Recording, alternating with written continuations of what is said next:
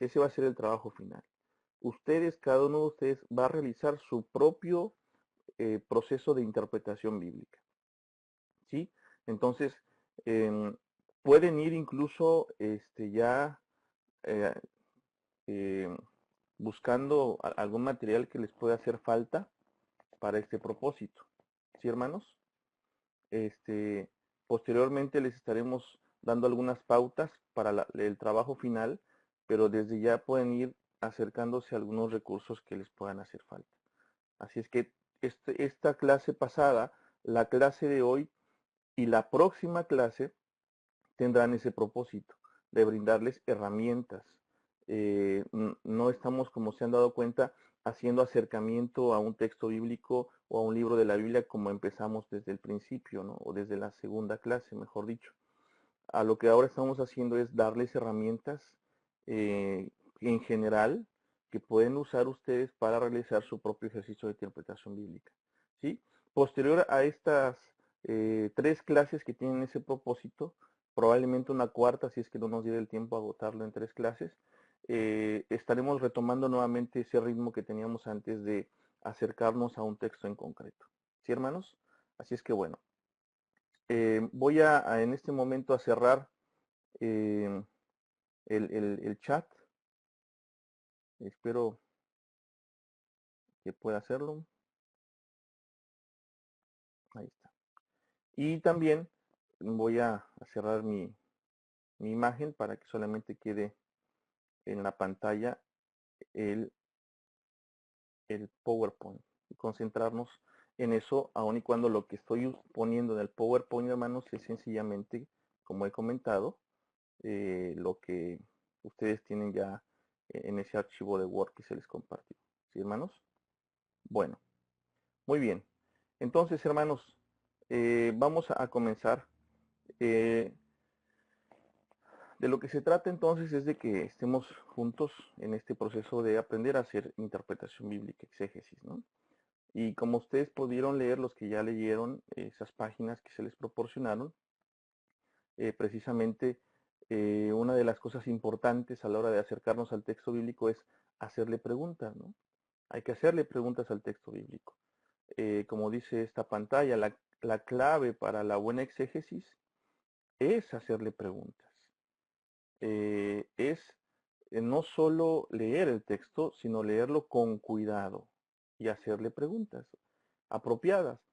Ya hemos mencionado varias veces eso, pero es muy importante, hermanos. Fíjense que a veces uno piensa, para hacer interpretación bíblica tengo que saber mucho, tengo que haber leído tantos libros. En realidad no es tan así, hermanos.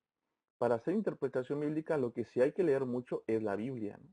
Incluso yo les he mencionado que es importante que si van a hacer el estudio de un versículo, primero lean ese versículo muchas veces, luego lean el capítulo donde está ese versículo por lo menos 2 veces y por lo menos una vez el libro completo en donde se encuentra ese capítulo, donde se encuentra ese versículo que ustedes, o esos versículos que ustedes a los cuales van a estar acercándose para hacer una interpretación.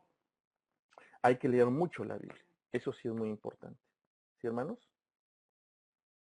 Hay que leer mucho la Biblia. Eh, Permítame un segundito.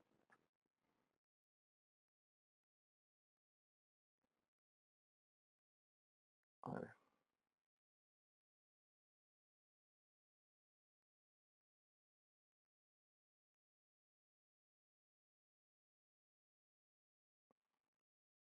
Bueno, eh, ok, decía entonces, hermanos, que, que lo importante es, sí, leer mucho la Biblia, ¿sí? Eh, de las preguntas más importantes que uno debe hacerle a cada pasaje bíblico, eh, las que más hay que considerar son las que tienen que ver con el contexto y las que se relacionan con el contenido, ¿sí?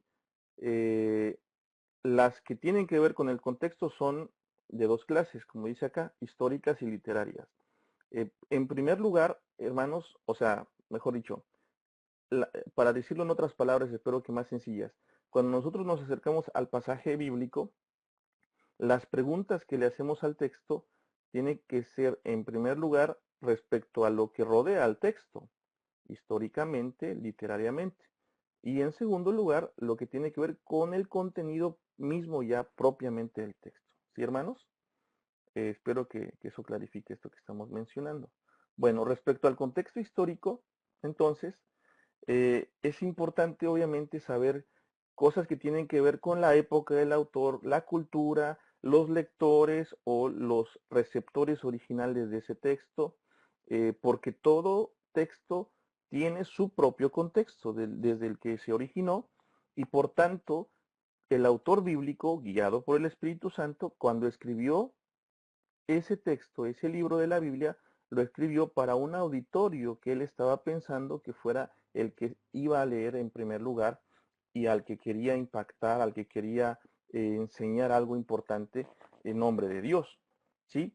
Es cierto, la Biblia nos llega a nosotros y para nosotros es palabra de Dios y es palabra viva, pero el autor bíblico tenía como primer propósito su propio contexto, su propio auditorio. ¿Sí?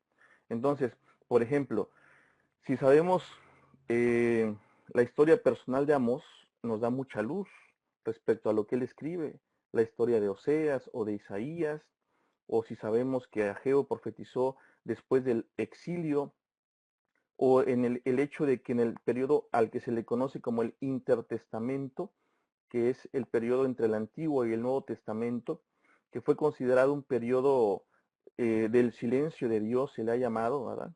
Y que sin embargo no fue tan silencioso, aun y cuando no se escribieron, o mejor dicho, no hay en el canon o en la Biblia nuestra textos de ese periodo, sí se habló. Y es importante como, por ejemplo, en el Intertestamento hay datos históricos que dan la pauta para las esperanzas mesiánicas, tanto que afectan tanto al ministerio de Juan el Bautista como a Jesús mismo. ¿Sí? Saber eso es importante, nos da mucha luz a la hora de leer los evangelios, por ejemplo, ¿sí? Entonces, el saber eso nos da mucha luz.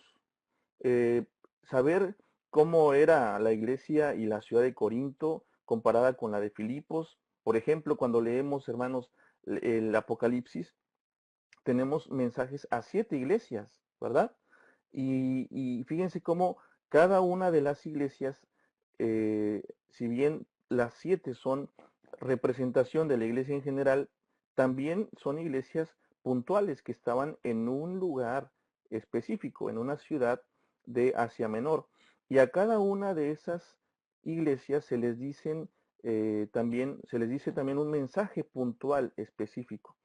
Y cuando se da ese mensaje puntual y específico, se toma en cuenta, Juan, toma en cuenta el contexto histórico, cultural, entre otras cosas, para escribir esa carta. Entonces, cuando nosotros leemos la carta a la Odisea y tomamos en cuenta los elementos históricos, los elementos que tienen que ver con cómo era la ciudad, qué circunstancias había en ese entonces, cuáles eran las circunstancias de la iglesia históricas ante una realidad política y social de tal y cual forma, eso nos aporta mucha luz a la hora de leer el texto. Y bueno, muchos otros casos, hermanos. ¿Sí? Sin embargo, como dice acá, la pregunta más importante del contexto histórico tiene que ver con la ocasión y el propósito de cada libro bíblico o parte de él, como decía hace un rato. Eso es lo más importante porque el autor tenía un propósito, hermanos, ¿sí? Tenía un objetivo en concreto y eso es algo que hay que preguntarnos para poder comprender mejor lo que Dios nos quiere decir a través de ese mensaje. ¿Cuál sería aproximadamente, porque no podemos llegar a descubrirlo de forma absoluta, pero cuál sería aproximadamente el propósito de Juan de Patmos para escribir el Apocalipsis? Bueno, responder a esa pregunta le da mucha luz a nuestra interpretación. ¿Sí? Eh, y como dice acá, en realidad la respuesta a esa pregunta está en el mismo libro. Incluso algunas de las cartas de Pablo son muy claras. El ejemplo muy sencillo está en la carta a Filemón. ¿Se acuerdan de la carta a Filemón? Es un documento muy chiquito, ¿verdad?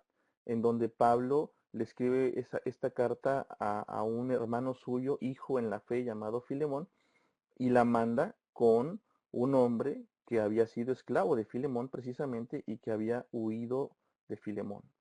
Entonces, el propósito de esa carta, históricamente hablando, la misma carta lo responde, ¿verdad? Sabemos que el propósito de Pablo fue que esa carta sirviera de salvoconducto para este hombre que estaba prisionero junto con Pablo, y al ser liberado, Pablo le envía de regreso a Filemón para que Onésimo tenga la garantía no solamente de salir con vida ante el encuentro de Filemón, sino de que las relaciones entre ellos se restauraran, ¿no? Entonces, es interesante, el contexto histórico y es muy importante. ¿Sí, hermanos? Bueno, eh, el contexto literario, por otro lado, tiene que ver con algo que ya hemos comentado. Si se acuerdan, cuando hicimos un acercamiento al libro de Ruth, tomamos en cuenta el contexto literario. Y en el contexto literario importa mucho el género literario en el que se escribe el libro, pero sobre todo también eh, la, la pregunta que viene ahí en el segundo párrafo que están leyendo. ¿Con qué fin? Esa oración y ese párrafo, ¿con qué fin lo escribió el autor? ¿Sí? Lo que trataremos de hacer cuando tomamos en cuenta el contexto literario es eh, tratar, ¿no?, de seguir los pensamientos del autor. ¿Qué dice el autor y por qué lo dice en cierto momento o lugar? Después de hallar la respuesta. ¿Qué dice el autor enseguida y por qué? ¿Sí? Esas preguntas nos ayudan a detectar el contexto literario. Más o menos intentaremos llegar a lo que el autor pensaba. Y digo más o menos porque obviamente es una tarea imposible si la queremos hacer categórica. O sea, es imposible que yo sepa o tú o cualquiera de nosotros cuál era el propósito del autor, porque no podemos estar en su mente, ¿no? Obviamente sí, el propio texto, el propio libro o carta nos da muchas pautas para comprenderlo, pero a la exactitud pues es imposible llegar, ¿sí? Eso es algo que hay que considerar, porque una de las grandes premisas de un intérprete bíblico, hermanos, es la humildad. Debemos reconocer hasta dónde podemos llegar y hasta qué punto pues ya nuestra capacidad no nos da, sea porque desconocemos algo o porque sencillamente entendemos pues la gran distancia que hay tanto histórica eh, como temporal y otros factores más. ¿Sí, hermanos? Bueno, eh, en en este punto del contexto literario, hay que tomar en cuenta, hermanos, que muchas veces, fíjense, algo tan sencillo como lo que les voy a decir, tómenlo en cuenta, hermanos, a la hora de leer sus Biblias. Si sus Biblias no tienen puntos y aparte, y si en sus Biblias la poesía no está acomodada como poesía, eso nos complica la lectura. Parece tan sencillo, ¿verdad? Incluso fíjense que también la división que se ha hecho de toda la Biblia en versículos y en capítulos, no siempre, pero a veces nos complica también la comprensión. ¿Por qué? Bueno, porque la Biblia no fue escrita, hermanos, con capítulos, con las divisiones de capítulos y versículos. Eso fue un agregado posterior para facilitar la lectura y la memorización, pero no está en los manuscritos, ni en ninguno, hermanos. Esos números fueron agregados con propósitos didácticos que de repente a veces, pues por lo menos para ubicar los textos sí nos sirve, pero de repente nos complica un poco en otras cosas que son más importantes todavía que ubicar dónde está tal o cual texto. Eso es un dato importante. Y por ejemplo, hay versiones de la Biblia, traducciones, que escriben todo de corridito, no hay puntos y aparte, y las poesías están escritas como si fueran prosa. Eso nos complica la lectura, porque si yo leo en mi Biblia un poema y no tomo en cuenta el acomodo que el autor original hizo del poema para darle sentido a su escrito, entonces pierdo mucha riqueza de ese texto.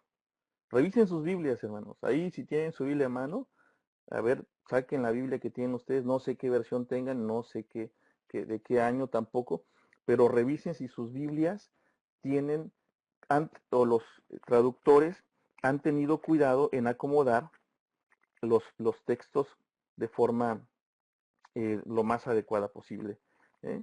yo voy a hacer lo mismo que les pido a ustedes. Y por ejemplo, estoy viendo en Filipenses capítulo 2. Ustedes saben que en Filipenses capítulo 2, no todo el capítulo 2 es prosa. En realidad, hermanos, en Filipenses tenemos un cántico, que es una poesía, es un escrito poético. Y ese cántico, hermanos, debe de estar acomodado como poesía. Y sin embargo, yo estoy leyendo en mi traducción, en mi versión de la Reina Valera 60, que no hay ningún tipo de acomodo, no hay ninguna diferencia entre lo que es prosa y lo que es poesía. Entonces, es difícil detectar dónde empieza el poema y dónde termina. Bueno, yo ya sé, ¿verdad? Porque tengo otras versiones de la Biblia, pero los que no saben lo leen y tal vez no se den cuenta. Entonces, por ejemplo, yo sé que a partir eh, del verso eh, 6 y al verso 11, eso es poesía.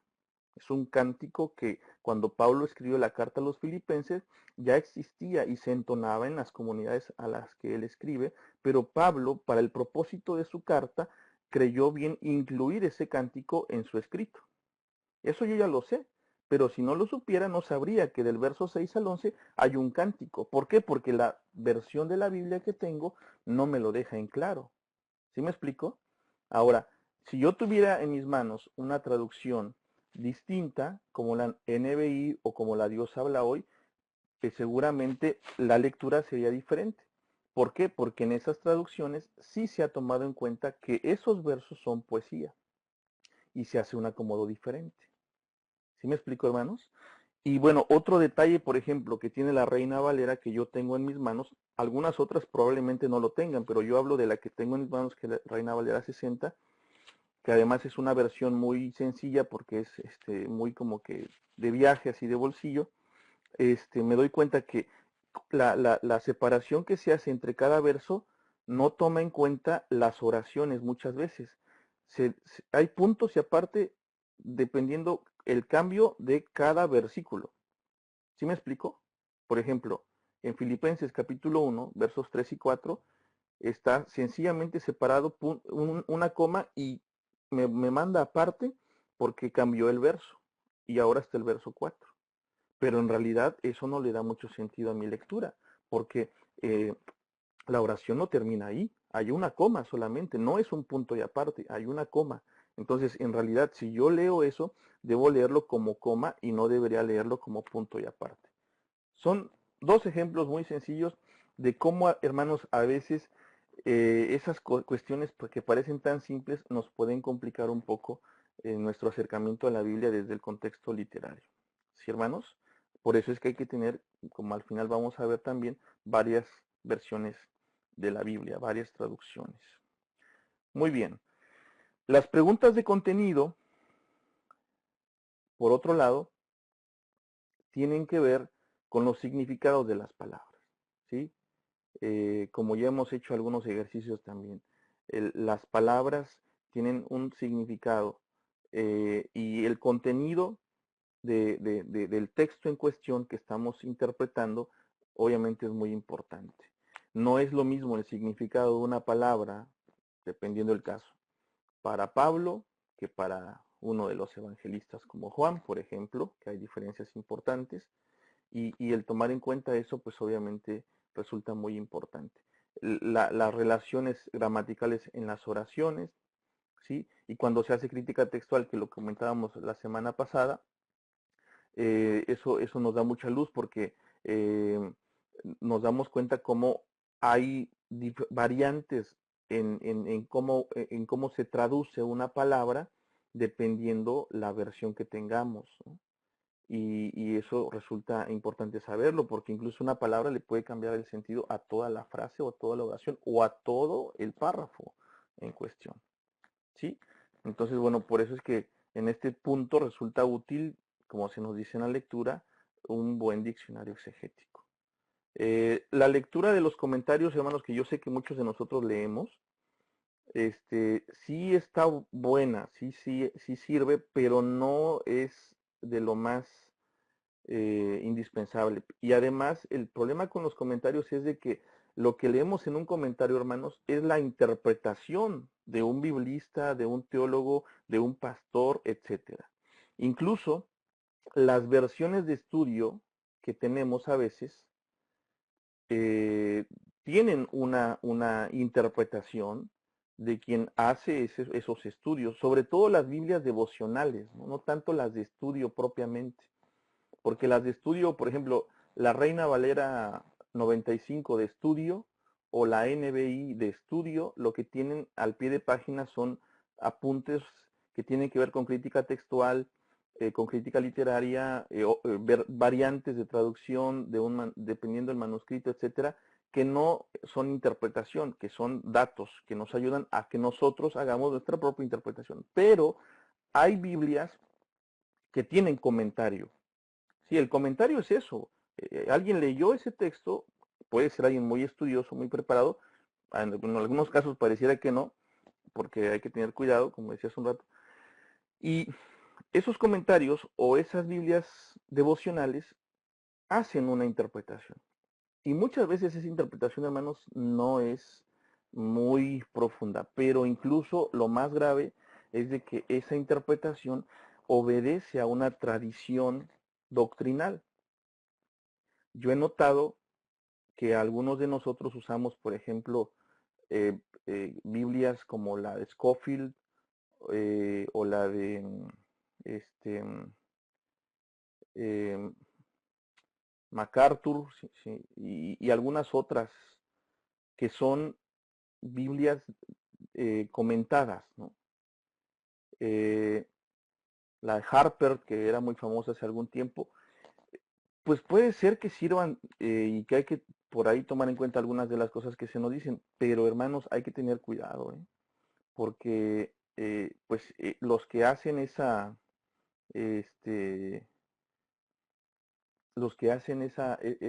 esos comentarios, pues tienen un antecedente doctrinal, pertenecen a una denominación en particular y ninguno de ellos es de la Iglesia de Dios Séptimo Día, ¿eh? A veces decimos que somos muy fieles a nuestra doctrina y cuando leemos una Biblia comentada, como la de Scofield, como la de Harper, como otras tantas más que hay por ahí, de repente corremos el riesgo de estar creyendo no lo que dice la Biblia, sino lo que dice fulano de tal, sea quien sea, ¿eh? No importa el nombre, ¿eh? Y puede ser incluso que eso que crea fulano de tal no sea tan acorde a lo que nosotros como iglesia creemos, ¿eh? ¿Sí? Porque, por ejemplo, hay comentarios en algunas Biblias comentadas que apuntalan una tradición completamente trinitaria, que la mayoría de los movimientos evangélicos son trinitarios, como ustedes saben, pero también hay otros que apuntalan una teología calvinista, ¿no? Que viene de Calvino, ¿ah? Y nosotros no somos calvinistas, ¿no? No creemos cosas que Calvino apuntaló. Y sin embargo hay algunas Biblias comentadas que afirman esas doctrinas que no, para nosotros no tienen una base sólida en la palabra. Entonces debemos de tener mucho cuidado con eso, hermanos, ¿eh? Tanto con los comentarios, que incluso yo puedo recomendarles algunos buenos, pero aún con eso hay que tener cuidado, porque en realidad, miren, primero deberíamos nosotros hacer nuestra propia lectura de la Biblia y nuestro propio acercamiento y nuestra propia interpretación. Si la Biblia es palabra para todos, hermanos, y todos tenemos la Biblia a mano, podemos leerla, acercarla y con la ayuda del Espíritu Santo recibir palabra de Dios también para nuestras vidas y las vidas de nuestras iglesias. Entonces, tómense en cuenta este comentario, hermanos, ¿eh? Me parece importante, ¿sí? Hay una Biblia comentada devocional que particularmente, hay otras, pero que particularmente no la recomiendo, hermanos, de ninguna forma, que se llama la Biblia del Diario Vivir, si no me equivoco. Esa Biblia, aparte de que tiene comentarios que son peligrosos y pueden confundirnos, también le metió mano al texto bíblico de una forma intencional. Y por eso es que resulta poco fiable esa versión de la Biblia del Diario Vivir. Tomen en cuenta esa recomendación. Si la tienen, pues léanla y bueno, compárenla y por ahí no tomen nota de algunas cuestiones que sí son hasta delicadas incluso, ¿eh? Pero bueno, lo mejor es que primero hagamos nosotros nuestra propia lectura de la Biblia, nuestro propio acercamiento a la palabra, y que de ese acercamiento, pues por la gracia de Dios, el Señor nos edifique. ¿Sí? Bueno, respecto a los instrumentos que podemos usar, hermanos, para la interpretación bíblica, pues acá hay varios que voy a comentar cosas que ya más o menos conocen y algunas que puede ser que no, pero que hemos estado también comentando en clase, en las clases pasadas, ¿sí? Eh, Busquen estos instrumentos, hermanos. Un buen diccionario bíblico, ¿sí? Traten de comprar un buen diccionario bíblico. Hay uno de Litoral Caribe que es un clásico, que se llama Diccionario Bíblico Ilustrado, que muchos de nosotros tenemos. Es un buen diccionario. No es el más completo, pero es un buen diccionario. Un buen manual de la Biblia también. Hay un material que produjo Sociedades Bíblicas Unidas que precisamente en ese material está basada la lectura que yo les compartí y de la cual yo estoy extrayendo algunos párrafos para esta presentación. Que es de Sociedades Bíblicas Unidas, no representa a ninguna denominación ni a ninguna doctrina evangélica, sino que es en general a los evangélicos de los cuales nosotros somos parte. Y son 3 libros muy accesibles en el precio, pero la verdad no sé dónde los puedan conseguir en sus países, pero seguramente si se acercan a alguna librería y preguntan dónde pueden comprar libros de Sociedades Bíblicas Unidas, que tiene representación en la mayoría de nuestros países latinoamericanos, tal vez los puedan conseguir. Yo los compré en México hace muchos años y por los 3 pagué un precio bastante cómodo, eh, y es un buen manual. Lo recomiendo ampliamente. Incluso yo lo tengo en PDF y por ahí, si no me hacen problema con los derechos de autor, que mi consejero Américo López no me recomienda compartir libros así, pero igual, bueno, por ahí pasemos una excepción y se los comparto. Yo los tengo en electrónico. Bien, hermanos. Entonces, un diccionario bíblico, un buen manual de la Biblia, una buena traducción y obviamente también buenos comentarios, pero se ponen al último los comentarios porque esa debería de ser la última parte, hermanos, de nuestro trabajo de interpretación. Ya que nosotros tenemos nuestra propia interpretación a la luz de nuestro acercamiento a la palabra, entonces sí podemos comparar lo que nosotros comprendimos con lo que otros comprendieron. No sé si me explico. Porque si tú no has forjado tu propio criterio, tu propia comprensión, y lees la comprensión de otro, lo que vas a hacer es copiarle al otro. A mí me ha pasado, yo por eso lo digo, soy honesto, hermanos, pero creo que es un riesgo que uno corre. Cuando uno no hace su propio ejercicio de interpretación y lee un comentarista, quien quiera que sea, terminamos repitiendo lo que el otro escribió. Y eso, hermanos, pues no es tan positivo, porque de lo que se trata es de que Dios hable a través de lo que te ha dado a ti. Entonces, hagan primero su labor de interpretación con un diccionario, con un manual de la Biblia, con una buena traducción, que en realidad deben ser más de una buena traducción. Más adelante lo vamos a comentar. Y al final comparen su comprensión con algún comentario.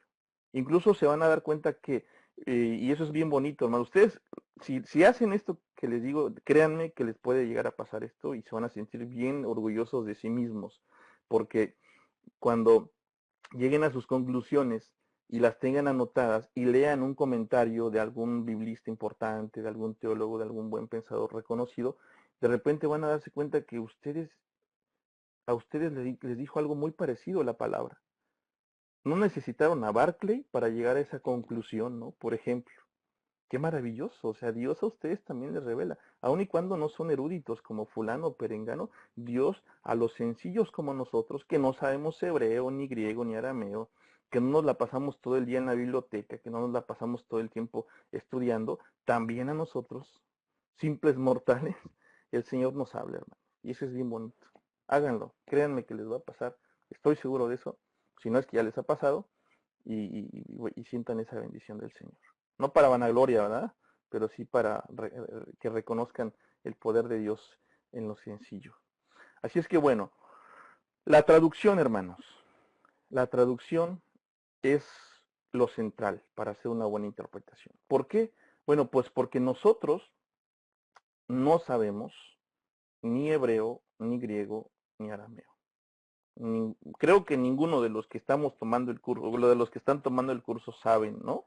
Algunos hacemos nuestros pininos, nuestros intentitos así de niños de jardín, ¿verdad? Con esos idiomas.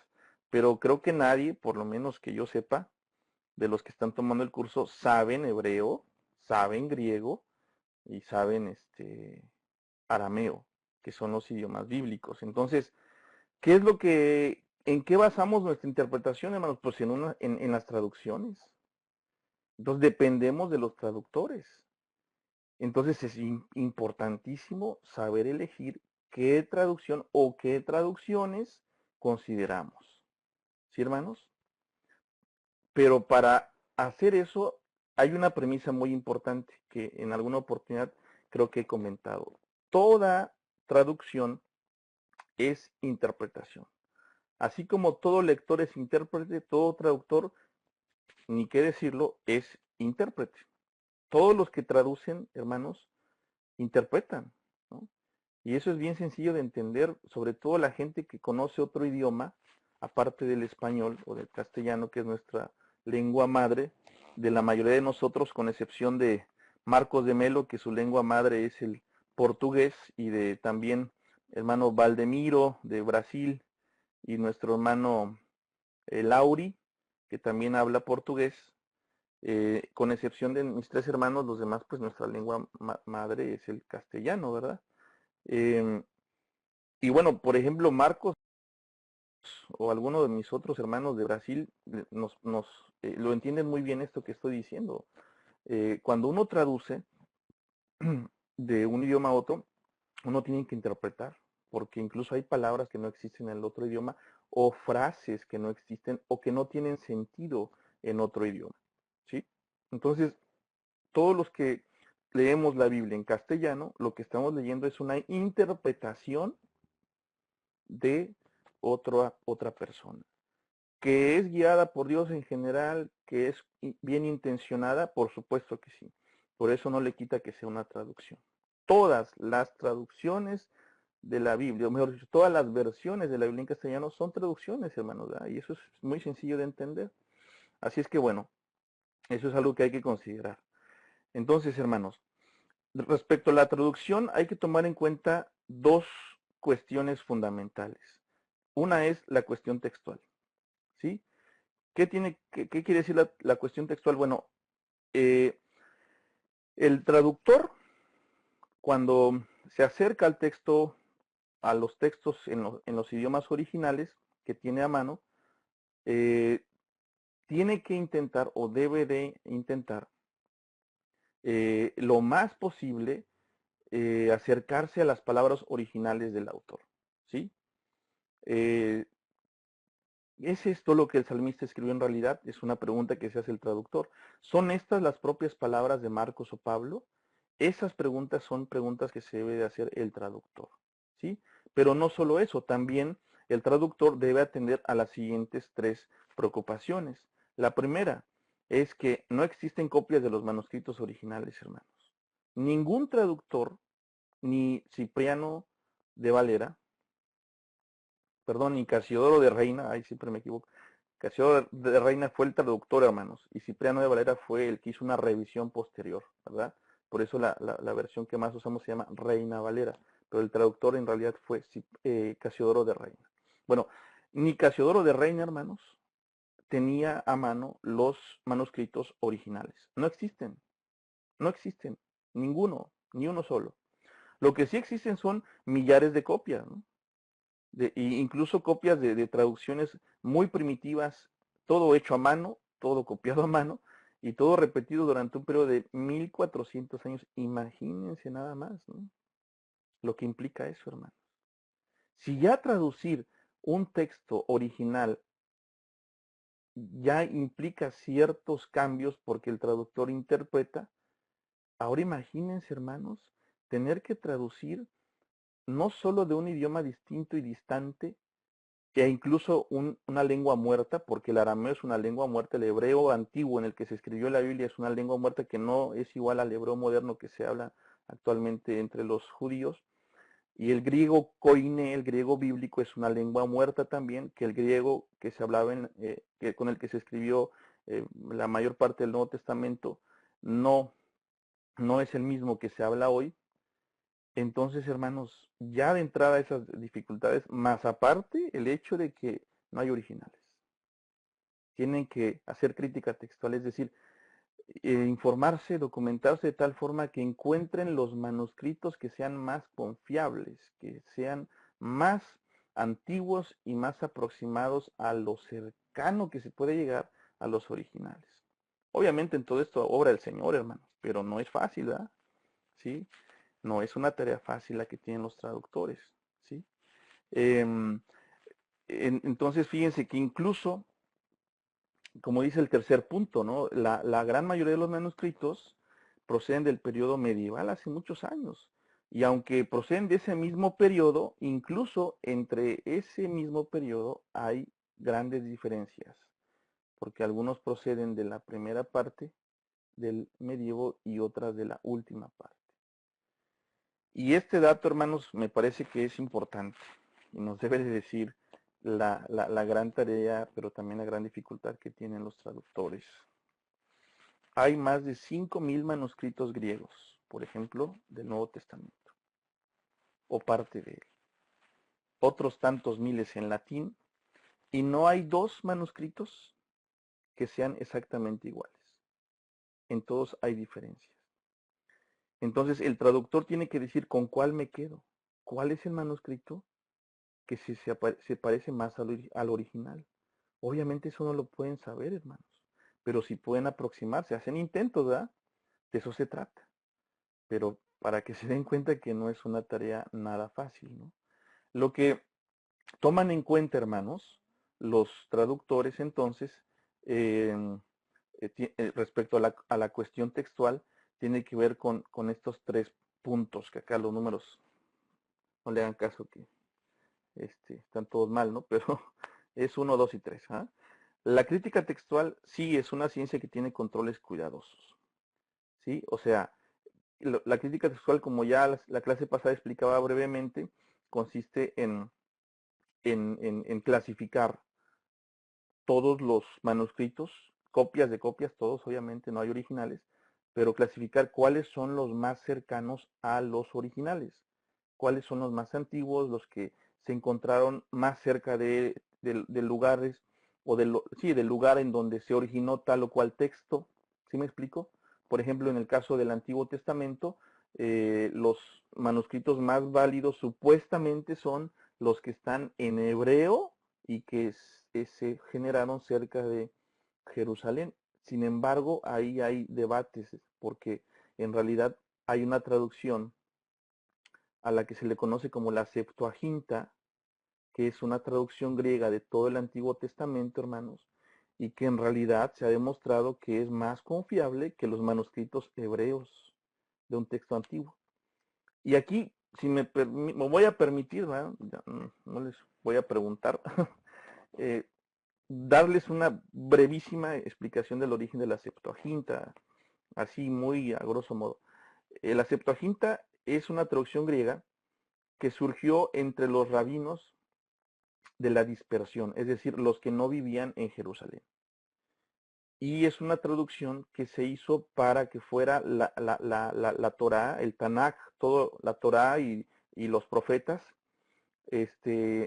todas las escrituras del Antiguo Testamento fueran accesibles a la mayoría del pueblo judío que hablaban griego, que no hablaban hebreo, porque el hebreo era un idioma en desuso. Durante muchos años se dejó de usar. Incluso en la época de Jesús, hermanos, el hebreo era un idioma que hablaban muy pocos. El idioma vulgar de los judíos no era el hebreo, era el arameo. Jesús hablaba en arameo, no en hebreo. El hebreo era un idioma que usaban solamente los grandes estudiosos de la Biblia, ¿no? Los escribas, los fariseos, los que estaban relacionados directamente con la religión judía propiamente, pero no era un lenguaje que el grueso de la población conociera. Bueno, volviendo a la Septuaginta entonces, hermanos, los que hacen esta traducción al griego la hacen con ese propósito de que la ley y los profetas, el Tanakh, fuera accesible para todo el pueblo judío de habla griega. Pero ¿qué pasaba? Bueno, que los judíos, los rabinos, sobre todo los de Jerusalén, que sí hablaban hebreo y creían que el hebreo era el idioma de Dios únicamente, pues se resistían a esa traducción y obviamente no le iban a validar por ninguna razón. Entonces, surgió toda una tradición, parte puede ser que sea cierta, parte no, que dice que esa traducción griega fue traducida por 70 eruditos judíos que hicieron una traducción simultánea en cuartos separados del hebreo al griego. Y después, cuando terminaron todos de hacer su traducción, se juntaron, compararon sus traducciones y era exactamente igual la de los 70. Por eso se le llama la de los 70, luego la Septuaginta. Entonces, esa leyenda surge pues para validar la traducción al griego del texto hebreo.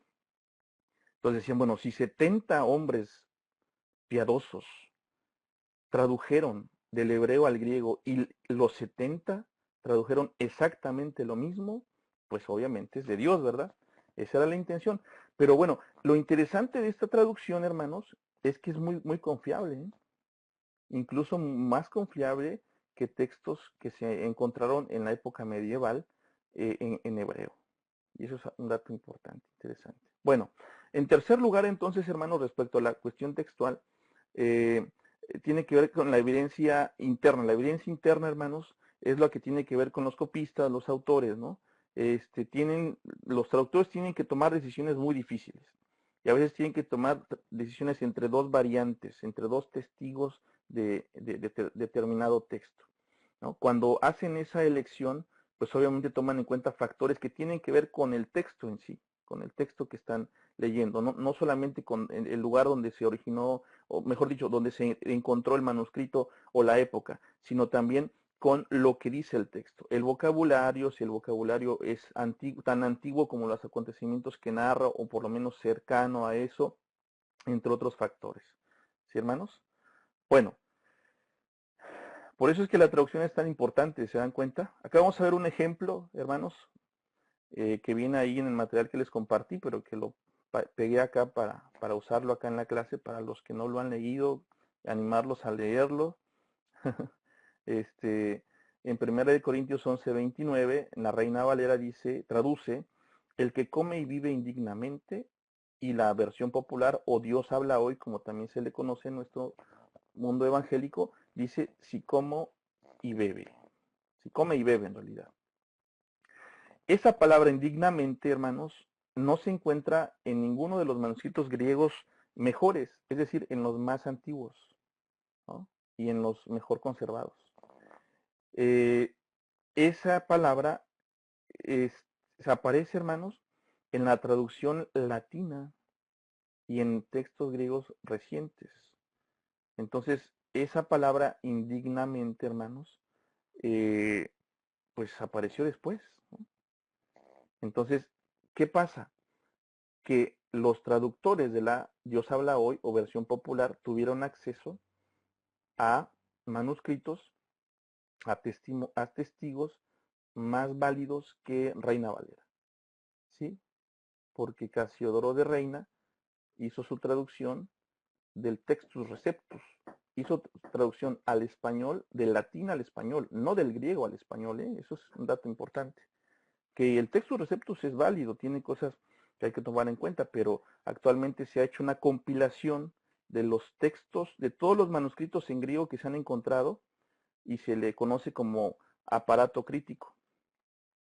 Ese aparato crítico es la compilación de todos los manuscritos en griego encontrados del Nuevo Testamento y su clasificación. Ese documento está en griego, y en ese se han basado traducciones más modernas que la Reina Valera, como la versión popular o como la nueva versión internacional. ¿Sí, hermanos? Entonces, tomen en cuenta ese detalle también. Es un ejemplo sencillamente.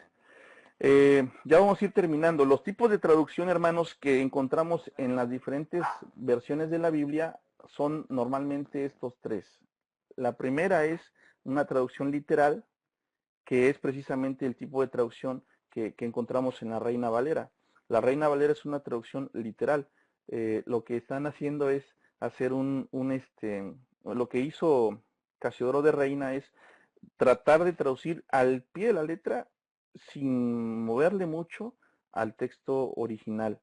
Pero esa traducción literal tiene el problema, hermanos, de que cuando leemos no nos dice a veces tan fácilmente a nosotros en nuestro idioma español algo claro, ¿no?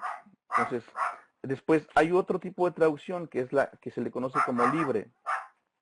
Y en la traducción libre lo que sucede es que se hace una traducción sin tomar en cuenta mucho o sin la preocupación fundamental de que el texto bíblico, hermanos, eh, sea tal cual o lo más parecido al lenguaje original. Lo que se trata es de que se entienda, ¿no? Por decirlo en una palabra. Traducciones libres actualmente hay varias, ¿no? Hay una traducción que se le llama la Biblia en lenguaje sencillo, por ejemplo, que si ustedes la leen, pues no se parece mucho a la Reina Valera, ¿no? Y que se preocupa mucho porque se usan palabras sencillas y actualizadas. Y el tercer tipo de traducciones es la que se le conoce como equivalente dinámico o equivalencias dinámicas, que en este tipo de traducción lo que se hace es un intento por traducir palabras, modismos, construcciones gramaticales del idioma original con equivalentes de nuestro idioma receptor, en este caso el español, ¿sí? Esta traducción me parece a mí, y no solo a mí, sino a los expertos, que es el mejor tipo de traducción para los efectos del estudio bíblico, ¿sí? Entonces tómense en cuenta eso. Eh, las traducciones actuales que usan una equivalencia dinámica son la NBI, en castellano, ¿verdad? La NBI y la Dios habla hoy. Hay otras, pero esas dos son las más importantes y las mejor hechas, por decirlo, ¿no? Porque contrario a la fama que algunos eh, eh, hermanos evangélicos de otras denominaciones le han hecho a la NBI por desinformación, porque no es otra cosa, hermanos, es solo desinformación, ¿verdad? Este, eh, la NBI, hermanos, es una buena traducción, porque usa este tipo de traducción de equivalencias dinámicas, pero también porque no fue una traducción hecha por una sola persona, sino por un equipo de traductores. Más de uno, por supuesto, ninguno de ellos que yo sepa homosexual, como a veces se le ha tratado de adjudicar, ¿no?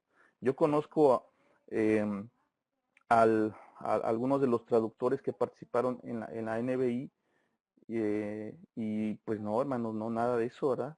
Son personas muy comprometidas con el Evangelio en general, muy conocedoras del texto bíblico, expertos que se han pasado toda una vida preparándose, pero que además conjugan muy bien la parte pastoral, ¿no? En general, tal vez no sean todos, pero son personas muy consistentes con el Evangelio, ¿no?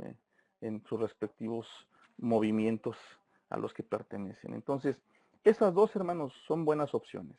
Entonces, ¿qué les estoy diciendo con esto? Bueno, no que dejemos nuestra amada Reina Valera, porque no, yo la sigo usando, me encanta, hermanos. Es más, hay partes de la escritura que a mí me gusta mucho, como dicen la Reina Valera, y que, bueno, los que me han escuchado predicar, sobre todo hermanos de Jung, ¿verdad? O de Paysandú es alto, pero sobre todo Jung, que es donde predico más, no van a dejar mentir de que yo, aunque uso la NBI para predicar, cito la Reina Valera, ¿no? Porque hay partes que obviamente son muy importantes, ¿no? Entonces, de lo que se trata, hermanos, es de que tengamos más de una traducción de la Biblia. Recomendadas, bueno, ya están ahí dos, de equivalencias dinámicas. Dios habla hoy, NBI, y por supuesto la Reina Valera, que es una traducción formal. ¿Sí, hermanos? Así es que bueno, tómese en cuenta. Acá hay dos ejemplos de cómo afecta, hermanos, el tipo de traducción. Fíjense, en la Reina Valera, en Isaías 5:10, esta traducción es una traducción formal, así muy apegada, ¿no?, a lo que el original, o mejor dicho, el texto del que tradujo Casiodoro de Reina usó. Y dice así, Reina Valera: y 10 yugadas de viña producirán un bato, y un homer de semilla producirá un efa. ¿Miren? Bien literal, ¿no? Bien formal. Pero a alguien que no sabe qué es yugada, qué es bato, qué es homer, qué es efa, pues no nos dice mucho, ¿verdad? La Dios habla hoy, o versión popular, lo traduce así: 3 hectáreas plantadas de uva no rendirán más que un barrilito de vino. 10 costales de semilla solo rendirán uno de trigo. ¿Vieron que sí se entiende mejor? Bueno, esa segunda es una traducción de equivalencias dinámicas, ¿sí? Y el segundo ejemplo es en Mateo 18, 24 y 28. Reina Valera traduce así: le fue presentado uno que le debía 10,000 talentos. Halló a uno de sus consiervos que le debía 100 denarios. Igual, nos mete en problemas el hecho de que no sabemos qué son talentos y tampoco sabemos qué son denarios. Versión popular, o Dios habla hoy, traduce así: le presentaron a uno que le debía muchos millones, ¿verdad? Se encontró con un compañero suyo que le debía una pequeña cantidad. Obviamente la Biblia no dice la palabra, no usa la palabra millones, pero a nosotros nos queda en claro de qué se trata. ¿Sí, hermanos? Entonces, ambas traducciones están bien, en realidad, pero una obedece a intenciones formales de querer mantener lo que el original decía, la palabra original, pasarla tal cual al castellano, y la otra se da la licencia de ser más dinámico, de usar una palabra que refleje el sentido del texto original, pero que sea comprensible en el idioma al que se está traduciendo. ¿Sí, hermanos? Tómese en cuenta. Muy bien, entonces eso es algo eso es de lo que quería destacar en esta ocasión, hermanos, de la lectura que estamos haciendo. Y bueno, ojalá y Dios nos permita seguir creciendo en nuestra comprensión de la palabra. Voy a abrir ahora sí el espacio para los comentarios. Está ya habilitado el chat. Así es que adelante, hermanos.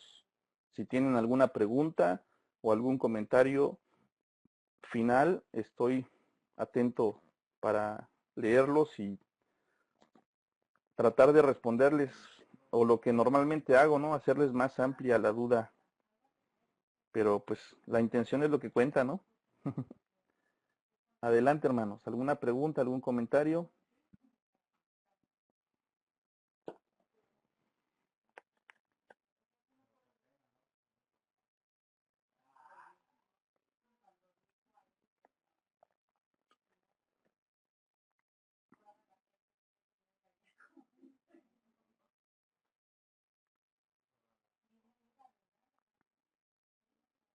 Bueno, parece que hoy están muy callados. No hay preguntas. ¿Sí me escuchan, hermanos?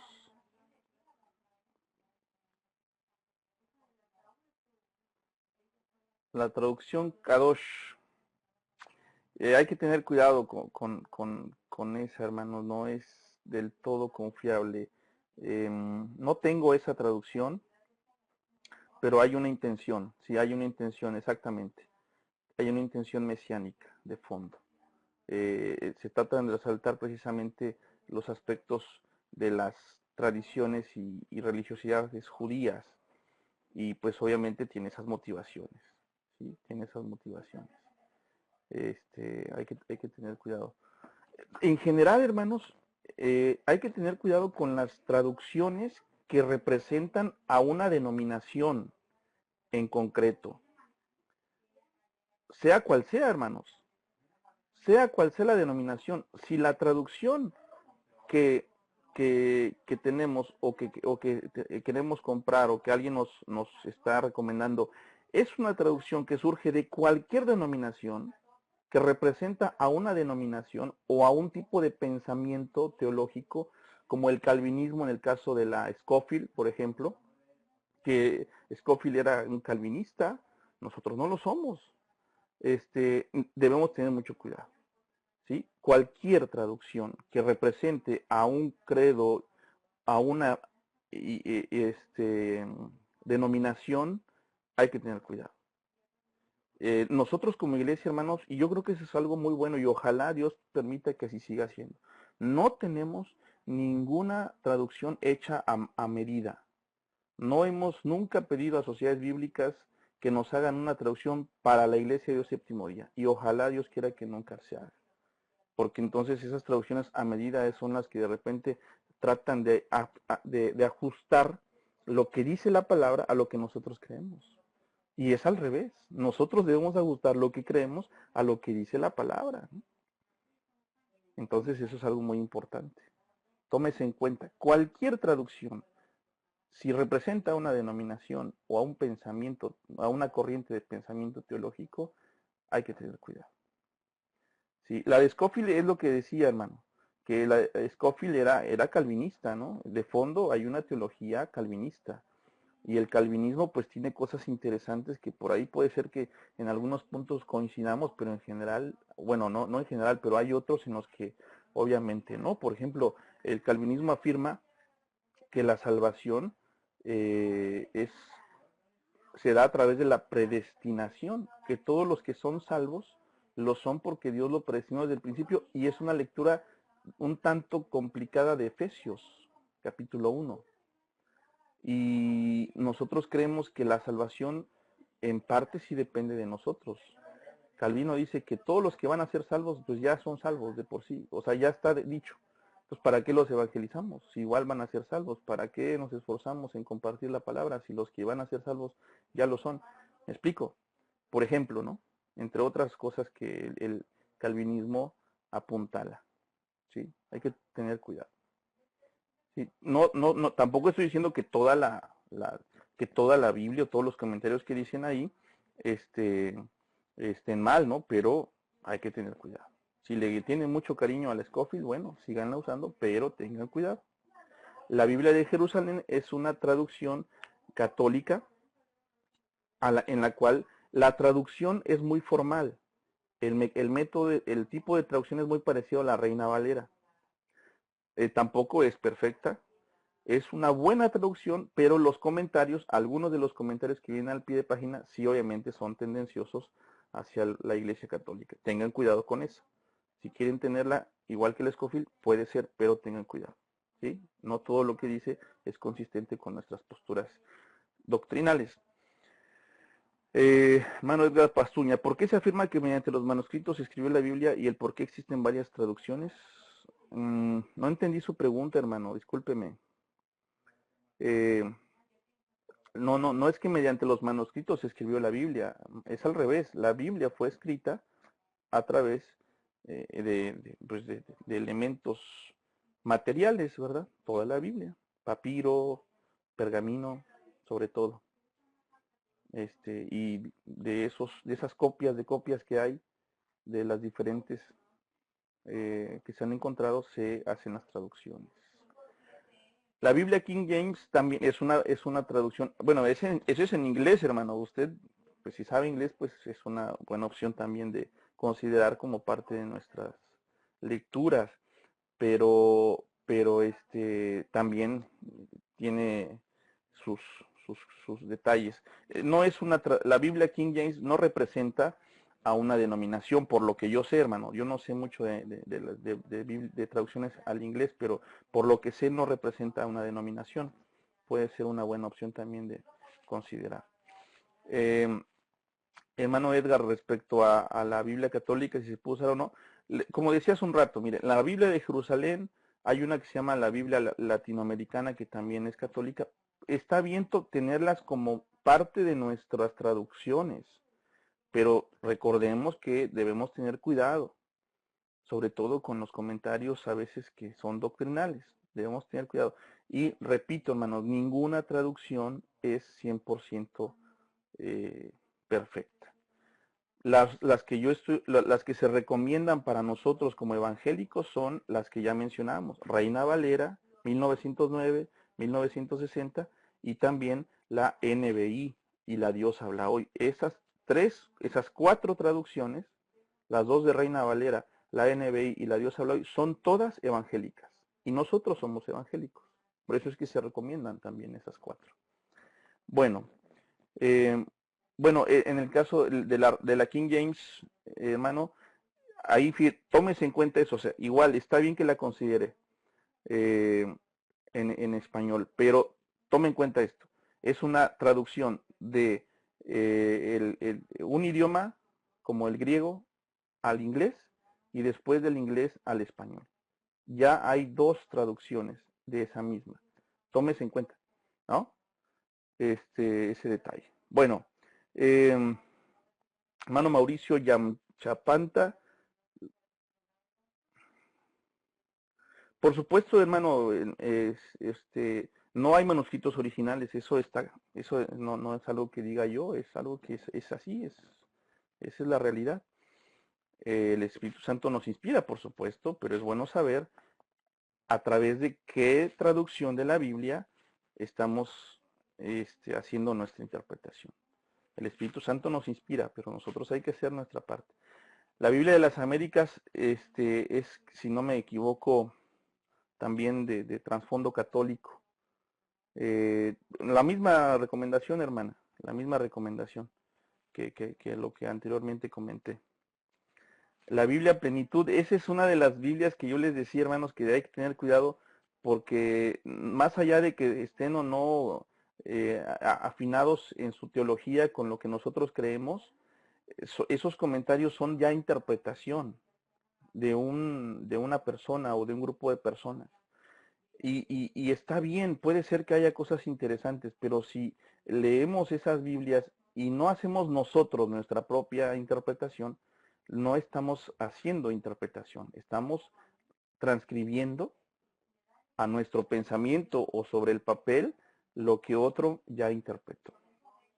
La traducción en lenguaje actual es también una buena traducción, ¿sí? Es una traducción más libre, no es tan de equivalencias dinámicas. Está entre equivalencias dinámicas y libre. Es buena, hermana, es buena, sobre todo para compartir con personas que no tienen mucho contacto con el lenguaje bíblico.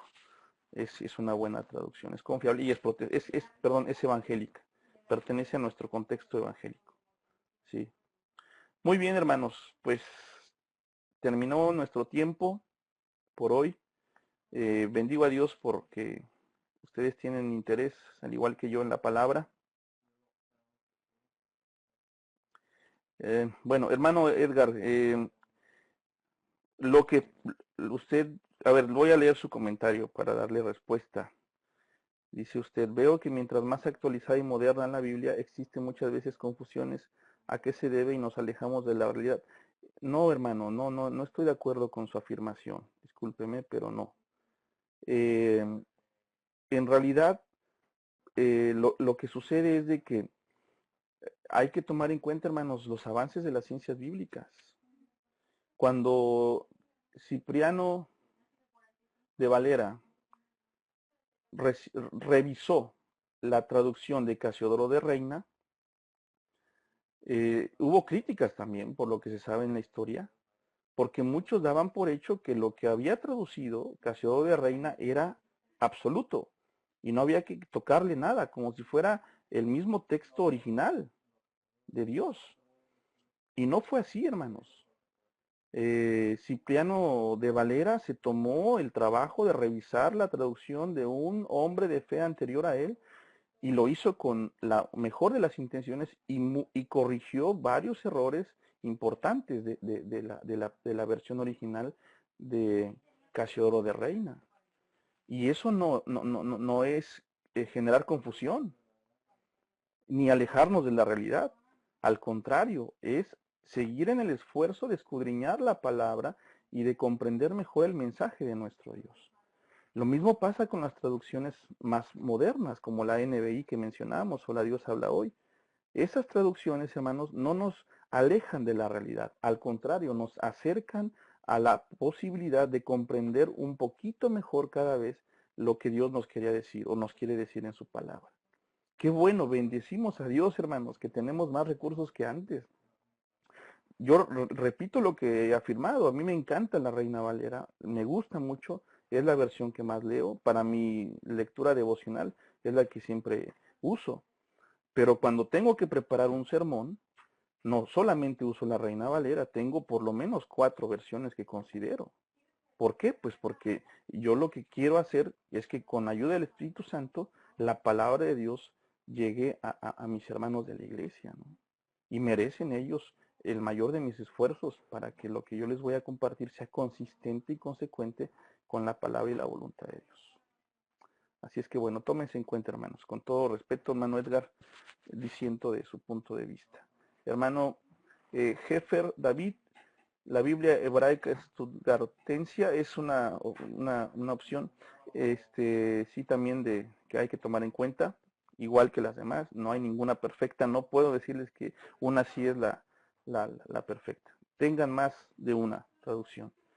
Pero repito, hermanos, si no se, bueno, los que ya están tal vez un poquito más adelantados, más empapados, pues sí tengan en cuenta algunas de esas, pero los que no, hermanos, no se compliquen tanto. Reina Valera 1909, Reina Valera 1960, Dios habla hoy y nueva versión internacional. Con esas les da para entretenerse y para hacer un estudio muy bonito de la palabra. Bueno, hermano jefe de la Torah, ¿qué se puede decir? Bueno, la Torah son los 5 primeros libros de la Biblia, ¿verdad? Génesis a Deuteronomio, eh, y tenemos varias traducciones de la Torah, hermano, varias traducciones de la Torah, que forma parte de el canon del Antiguo Testamento. Yo les bendiga a todos, hermanos. Muchas gracias por su tiempo. Les mando un fuerte abrazo desde Danbury, Estados Unidos. Me alegro mucho de poder compartir con ustedes en esta noche y espero en Dios que en el caso de los que viven en Uruguay nos podamos ver pronto con la ayuda de Dios. Les mando un fuerte abrazo. Gracias, Hortensia. Manuel, Dios te bendiga. Saludos a los hermanos de Mateu, por favor.